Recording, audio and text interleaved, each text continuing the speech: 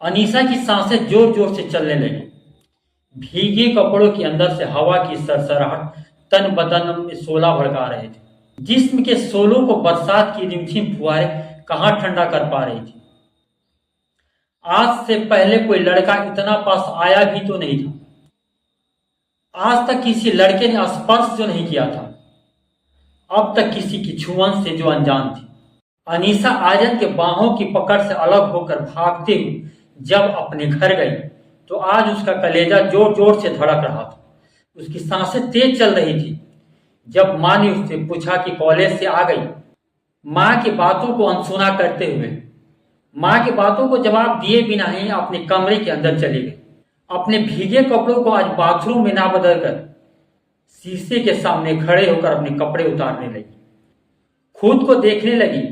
शीशे के सामने खुद को ऐसे देख रही थी कि जैसे आज से पहले उसने कभी अपने आप को देखा ही ना हो। खुद को देखते देखते ऐसे शर्मा रही थी कि नई नवेली दुल्हन सुहाग रात के दिन सुहाग के स्टेज पे शर्माती है।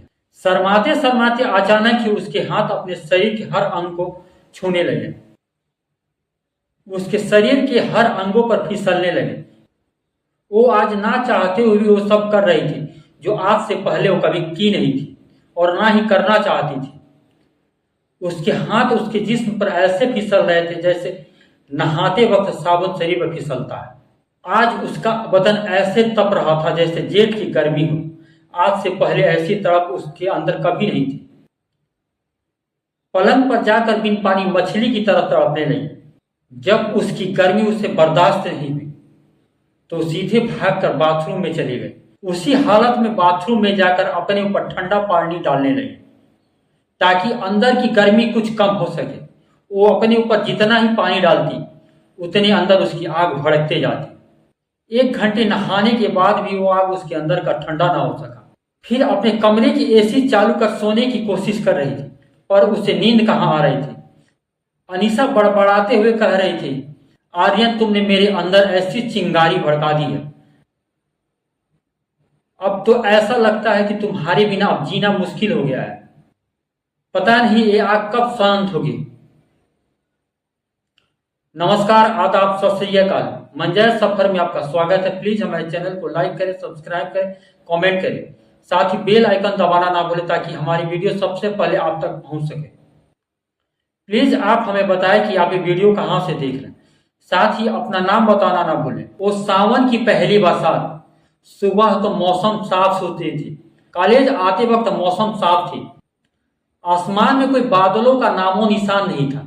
आज कॉलेज आते वक्त अनीसा घर से छाता लाना भूल गई थी।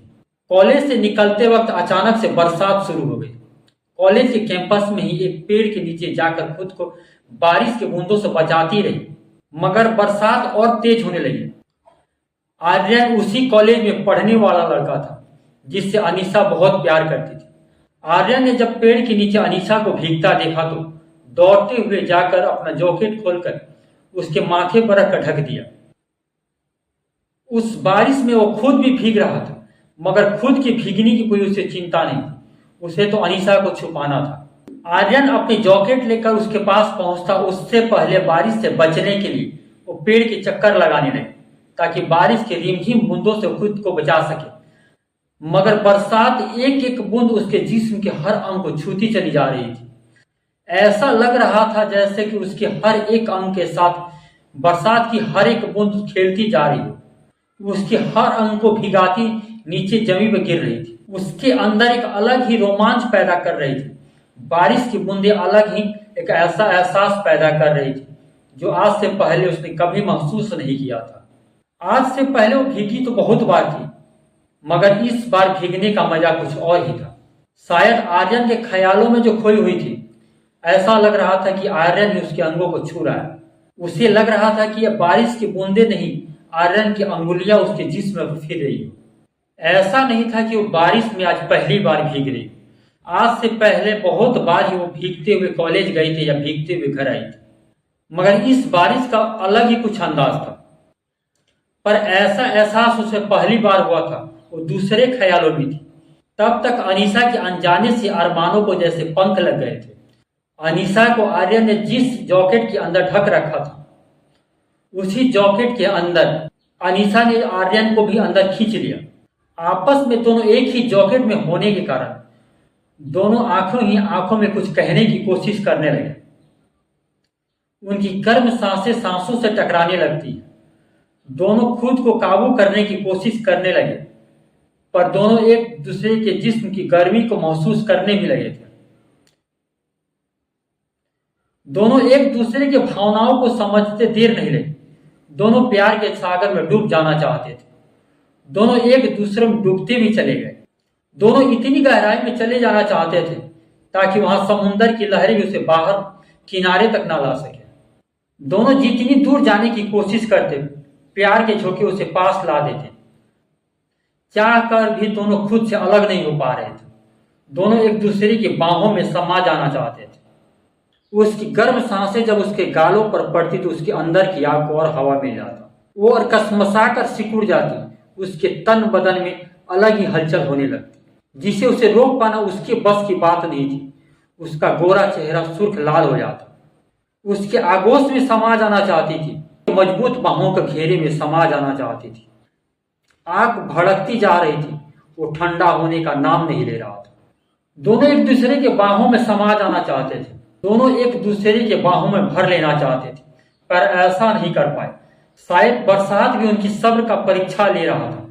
वो कितने पास हो रहे, कितने फेल, अपनी भावनाओं को काबू रख पाते हैं या नहीं।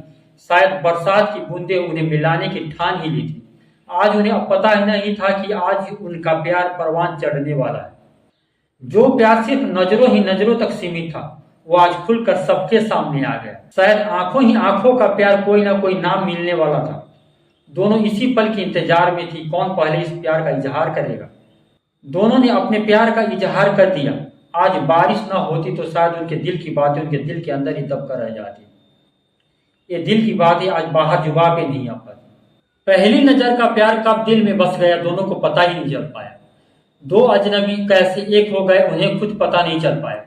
धीरे धीरे बरसात भी कम हो गई। बरसात भी शायद इसी इंतजार में थी कि दोनों को कब मिला दिया जाए, दोनों एक दूसरे के हो जाए। शायद बरसात ने आज अपना काम कर दिया था। दोनों जो इतने सालों से एक ना हो पाए, आज बरसात ने उन्हें एक कर दिया। उनकी पहली मुलाकात लड़ाई से शुरू हुई, बस की सीट को लेकर।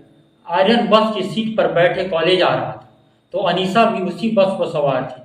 अनीसा ने आर्यन से कहा, तुम्हें दिख नहीं रहा कि लेडीज सीट है, तुम उठो, हमें बैठना है यहाँ। आर्यन सीट खाली होने के कारण लेडीज सीट पर बैठ गया था। अनीसा के कहने पर सीट छोड़कर खड़ा हो गया। अनीसा और अपनी सहेलियों के साथ वो सीट पर बैठ गए।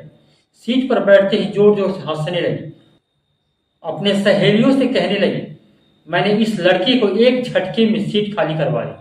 आर्यन चुपचाप वो खड़ा वहां इनकी बातें सुन रहा था। बस से उतरकर दोनों कॉलेज की तरफ चल देते हैं। बस में हुआ झगड़ा कॉलेज की लाइब्रेरी तक पहुंच जाता है। कॉलेज की लाइब्रेरी में किताबों को लेकर झगड़ा होने लगता है। ऐसे ही आए दिन उन दोनों के बीच नोक झोंक होती रहती।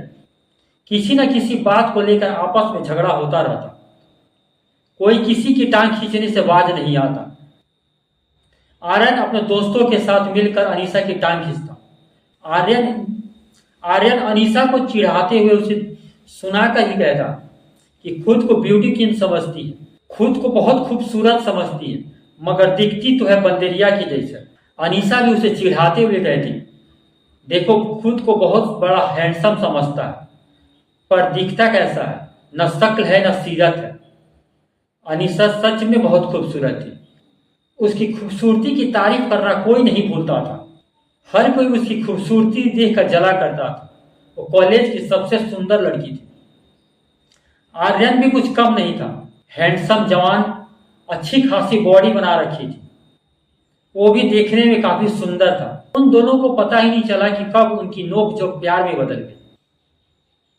दोनों ना चाहते हुए खुद प्यार के बंधन में बंध गए, मगर किसी की हिम्मत नहीं हो रही थी कि कौन प्यार का इजहार पहले करे। एक दिन हिम्मत करके आर्यन ने अपने दिल की बात अनीसा को बता दी। अनीसा भी शायद इसी इंतजार में थी। आर्यन अपने दिल की बात कब बताएगा, वो इसी पल का इंतजार कर रही थी।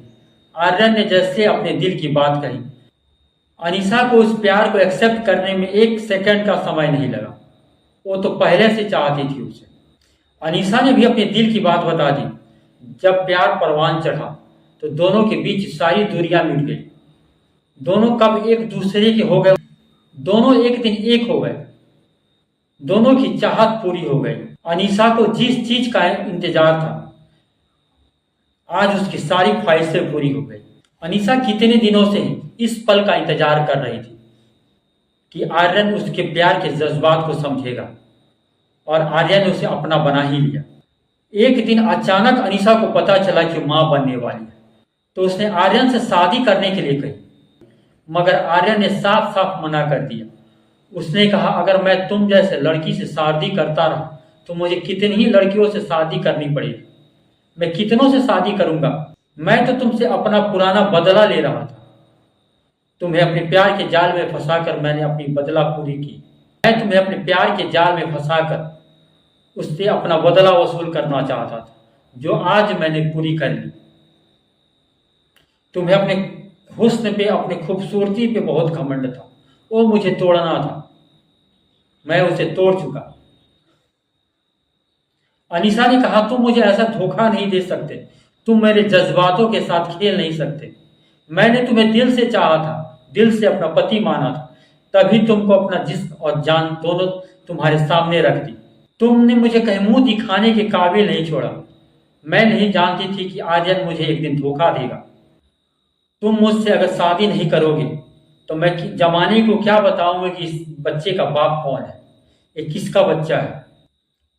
अनीसा अपनी जीत पर अड़ी रही आर्यन से शादी करने के लिए, मगर आर्यन शादी करना नहीं चाहता था। दोनों के बीच शादी को लेकर झगड़ा होने लगा।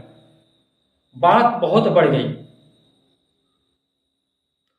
गुस्से में आकर आर्यन ने अनीसा की जान ले ली। जिस प्यार को सच्चा मान रही थी, वो तो प्यार नहीं, एक धोखा था। सिर्फ बदला लेने के लिए किया गया प्यार था। अनीसा उसे दिलो जान से चाहती थी, मगर उसके साथ आर्यन ने बहुत बड़ा धोखा दिया। प्लीज आप हमें बताएं कि वीडियो कैसी लगी। कमेंट बॉक्स में अपना नाम जरूर लिखें।